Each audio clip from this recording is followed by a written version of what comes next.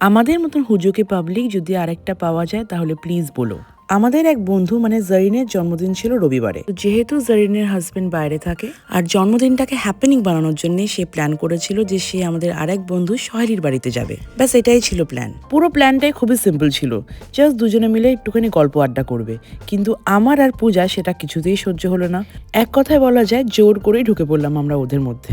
আর খালি তাই নয়, সানডের প্ল্যানটাকে টানতে টানতে নিয়ে চলে এলাম স্যাটারডেতে। সো বেসিক্যালি যার জন্য প্ল্যানটা হচ্ছিল তার কথা ভুলে গিয়ে পুরো ব্যাপারটাই হয়ে গেছিল একটা ফ্রেন্ডস গেট টুগেদার।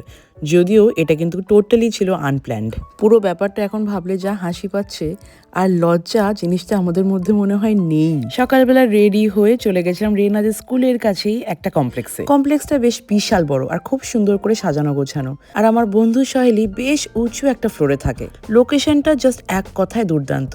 ব্যালকনিতে বসলে ওখান থেকে দক্ষিণেশ্বরটা পর্যন্ত দেখা যাচ্ছে সুন্দর করে, সাথে বালি ব্রিজও। কিন্তু এই গেঁড়িগুলো দুষ্টুমির সামনে ভিউটাকে আর এনজয় করবো কি, ফুল অ্যাটেনশন ওদের দিকে।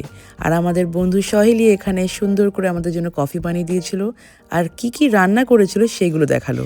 বাচ্চাদের জন্য একদম ঝালছাড়া চিকেন আর আমাদের জন্য হালকা করে মাটনের ঝোল। আমরা 1 মিনিট গল্প করছি আর বাকি 10টা মিনিট বাচ্চাগুলোর পেছনে ব্যাটারি দিতে চলে যাচ্ছিল।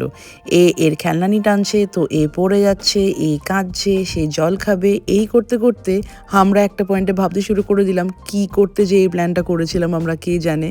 আমাদের আরেক বন্ধু আসতে পারেনি, তো তাকে মাঝে মাঝে ভিডিও কল করে দেখানো হচ্ছিল যে সে কি কি মিস করছে। তারপরে লাঞ্চের সময় প্রত্যেকটি মা তাদের মম ডিউটি শুরু করে দিল খাওয়ানোতে।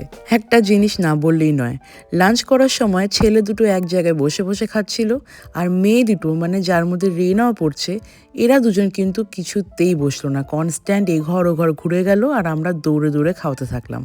তাই ছেলের মাদের বলছি যে তোমরা প্লিজ তোমাদের ছেলেগুলোকে নিয়ে এত কমপ্লেন করো না, আমাদের কাছে কিন্তু এক্সাম্পলটা পুরোই আলাদা। ফাইনালি বাচ্চাগুলোকে লাঞ্চ করিয়ে আমরা চলে গেলাম ওই কমপ্লেক্সেরই একটা ছোট্ট পার্কে। বাচ্চাগুলোর সাথে সাথে আমরাও একটু এদিক ওদিক জিনিসপত্র চড়ে নিলাম, লুকিয়ে লুকিয়ে যদিও। তারপরে একটা পয়েন্টে গিয়ে বাচ্চাগুলো যা শুরু করলো, বুঝলাম যে এখান থেকে যত তাড়াতাড়ি পালাতে পারবো তত তাড়াতাড়ি ভালো। পার্ক থেকে ফিরে সোহেলি আবার আমাদের জন্য বানিয়েছিল লিকার চা। তারপরে ফাইনালি যেই কারণে আসা সেটা ছিল এই কেকটা। এই কেকটা লাস্টে আমরা একদম যাওয়ার আগে কাটলাম। সত্যি সত্যি এই বাচ্চাগুলোর সাথে থাকলে আমরা মায়েরা এত বেশি মাঝে মাঝে ওভারওয়েলমড হয়ে যাই যে যে কারণে যাওয়া সেটা ভুলেই যাই। কেকটার কথা লিটারালি আমরা ভুলে যাচ্ছিলাম। একটা কথা না বললেই নয়, সোহেলির মতন হোস্ট আমি লাইফে খুব কম দেখেছি। সকাল থেকে রান্না বান্না করার পরে ঘরদোর গোছানোর পরে ওর মুখে কিন্তু 1 সেকেন্ডের জন্য টায়ার্ডনেসের ছাপও দেখতে পেলাম না। ফাইনালি কেক খেয়ে মেখে আমরা বাড়ির দিকে রওনা দিলাম। Thank you for watching, tata.